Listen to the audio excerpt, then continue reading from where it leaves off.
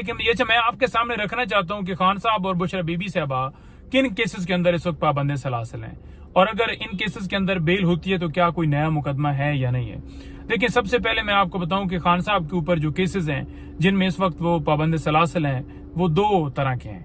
एक है तोशा खाना, जो पार्ट 4 स्टार्ट किया गया, नई घड़ियां निकल आई और जिसमें गिरफ्तारी जो है वो गैर कानूनी तरीके से डाली गई। जैसे 9 मई को खान साहब को अगवा किया गया था और उस वक्त इसी तरह से किया गया था।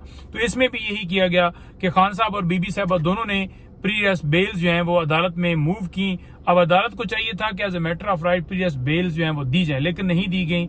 और साथ जो तोशा खाना केस के अंदर नोटिस दिए गए थे खान साहब और बीबी साहबा को, उनको भी हालांकि चैलेंज किया गया था इस्लामाबाद हाई कोर्ट में, जहां पर चीफ जस्टिस आमिर फारूक साहब वो केस सुन सकते थे, लेकिन 5 दफा लगने के बाद भी वो ना सुना गया। कभी बेंच अवेलेबल नहीं है, कभी जज अवेलेबल नहीं है।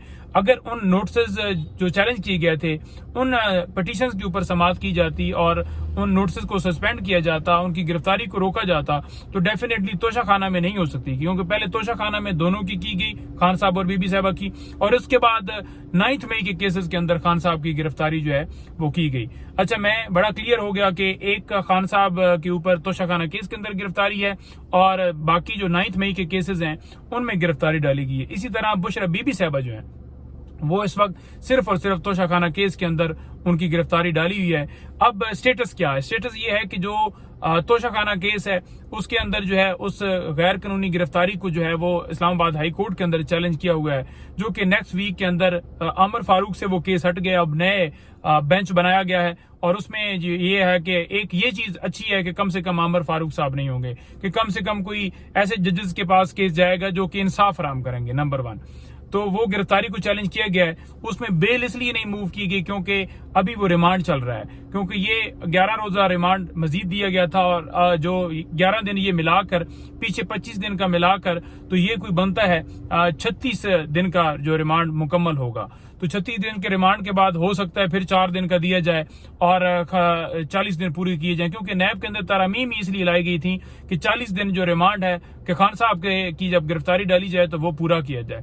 तो अब देखते हैं कि उसके अंदर क्या है। लेकिन दूसरी तरफ अगर इस्लामाबाद हाई कोर्ट के अंदर जो है वो गिरफ्तारी जो है गैर कानूनी डिक्लेयर करते हुए उस की खान साहब की रिहाई के अहकाम जारी किए जाते हैं, उस केस की हद तक ये गिरफ्तारी गैर कानूनी है, क्योंकि खान साहब और बीबी साहबा दोनों की तरफ से ये चैलेंज किया गया। और अगर दोनों की तरफ से वहां पर ये कहा जाता है कि ये गैर कानूनी था, क्योंकि गैर कानूनी बनता है जब एक बंदा कोर्ट से रजू कर लेता है बेल के लिए, तो फिर उसे जमानत as a matter of right period bail मिलती है। लेकिन नोटिस किए गए और हालांकि नैब ने भी उस वक्त कहा कि ऑन रिकॉर्ड जो है वो हमारे पास कोई वारंट गिरफ्तारी नहीं है। तो उस सूरत हाल के अंदर जब कोर्ट देखेगी कि वाकई जब उन्होंने भी ये कहा और इन्होंने बेल्स भी मूव कर दी थी खान साहब और बीबी साहब ने, तो फिर ये तो गिरफ्तारी करनी ही नहीं चाहिए थी और ये गैर कानूनी गिरफ्तारी थी। तो फिर उसकी हद तक जो है मामला जो है वो हो सकता है। लेकिन इसमें सिर्फ ये है कि खान साहब और बीबी साहबा वो दोनों उनकी हद तक इसमें ऑर्डर अगर आए तो सिर्फ बीबी साहबा वो उनकी रिहाई यकीनी हो सकती है।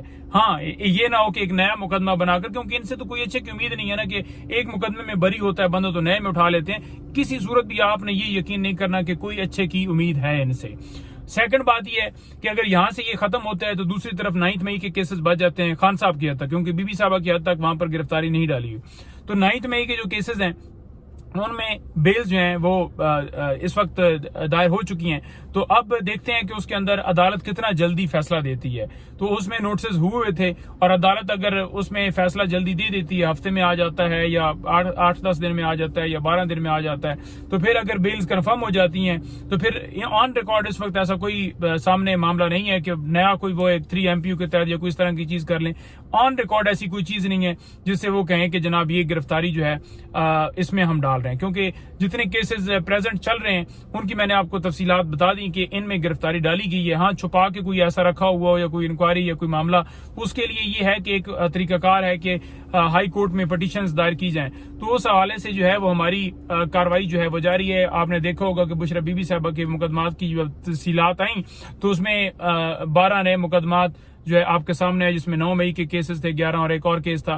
तो इसी तरह से खान साहब के हवाले से भी हम प्रोसीड कर रहे हैं। तो वो जो जब तफसीलात एक जगह पर आ जाएंगी और उसमें जो है, क्योंकि हमने आगे पटिशन जो दायर की उसमें ये भी कहा हो कि मजीद किसी मुकदमे के अंदर गिरफ्तार ना किया जाए, तो अब डिपेंड करता है अदालत के ऊपर, क्योंकि ये सारा मामला अदालत का है। और अगर अदालत ये स्टैंड ले लेती है, देख लेती है, क्योंकि हर एक अदालत, हर जज को पता है कि झूठे केसेस हैं। अगर अदालत स्टैंड लेती है किसी जगह के ऊपर जहां पर पटिशन दायर हो कि अब मजीद किसी मुकदमे में गिरफ्तार ना की जाए, कि ये भी केसेस झूठे हैं, इनमें भी रिहाई की जाती है, और बाकी जो तोशाखाना वाला है वो मैंने आपको तफसील बता दी, तो फिर ये है कि वो उस तरह से एक प्रोटेक्शन मिल जाती। जब तक अदालत नहीं स्टैंड लेगी, अदालत नहीं खड़ी होगी, तब तक रिहाई यकीनी नहीं हो सकती। लेकिन जो सिस्टम इस वक्त चल रहा है कि अदालतें भी अपना भार जो है वो अपने ऊपर, कंधे के ऊपर नहीं ला रही और इस तरह का कोई हुक्म जारी नहीं कर रही। क्योंकि अगर आप रिसेंटली देखें, पूरे आपको चाहे वो 5 अगस्त से लेकर या 9 मई से पहले केसेस, तो जितनी ये पॉलिटिकल विक्टिमाइजेशन की गई, हर जज को पता है कि केसेस झूठे हैं। लेकिन आपने नहीं देखा कि कोई इस तरह का कोई जो है वो डिसीजन आया हो या फैसला आया हो।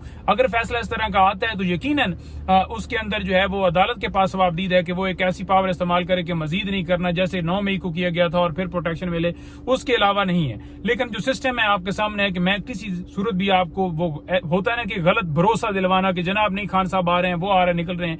देखिए, एक लीगल फाइट है जो कि जारी है और वो हम कर रहे हैं, रात दिन कर रहे हैं। पॉलिटिकल भी फाइट है जो वो भी जारी है, जलसे भी हो रहे हैं, जुलूस भी हो रहे हैं, रैलियां भी निकल रही हैं। अभी 13 अगस्त को शाम को भी है, फिर जलसा इस्लामाबाद के अंदर 22 के लिए भी अगर वो सारा मामला तय होता है। इसी तरह से लाहौर के अंदर जो है पटिशन मूव की है। तो ये सारी सूरत हाल भी जारी है। ये ज्यादा केसेस जो हैं वो लीगल नहीं है, ये ज्यादा पॉलिटिकल मामला है। तो पॉलिटिकल तरीके से इन्हें हल करना है। लेकिन यहाँ पर मैं ये जरूर कहूंगा कि अदालतों को चाहिए कि वो अपने कंधों पर जिम्मेदारी लें और मुल्क के अंदर इंसाफ फराहम करें। बहुत शुक्रिया।